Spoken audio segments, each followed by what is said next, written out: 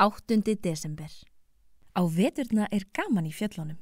Þá eru frægu jólasveinarnir að búa sig undir að fara til byggða, sauma fyrir göt á fötunum sínum og fylla pókana sína af mat og dóti til að setja í skóinn hjá börnunum. En jólasveinarnir sem eru ekki í hópi þessara 13 frægu bræðra hafa nægan frítíma og nota frítíman oft til að leika sér. Rjómasleikir heitir einn af minna þekktu jólasveinunum. Rjómi það besta sem hann fær og hann gæti auðveldlega farið til byggða og fengið nóg að borða því í desember virðist vera til rjómi í öllum ískápum þar sem svo margir gera jólaís, jólakökur með rjóma, pönnukökur með rjóma eða bara rjómasósu með jólasteikinni.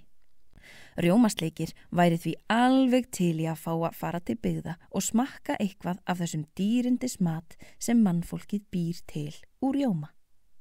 En að því að hann var ekki svo heppinn að lenda á listanum hennar Grýlu, þá þarf hann að hírast upp í fjalli öll jólin. Einu sinni laumuðust Rjómasleikir og Lúpa, systir hans, út úr hellinum með 2 manna sleðan sinn. Enginn tók eftir því að þau fóru í burtu því allir voru svo uppteknir við jólaundibúningin. Þau fóru með sleðan rétt upp fyrir hellin og renndu sér svo niður hlíðina. Brekkan ansi brött fyrir ofan hellin og því voru þau komin á svakalegan hraða mjög fljótt, eiginlega of mikinn hraða.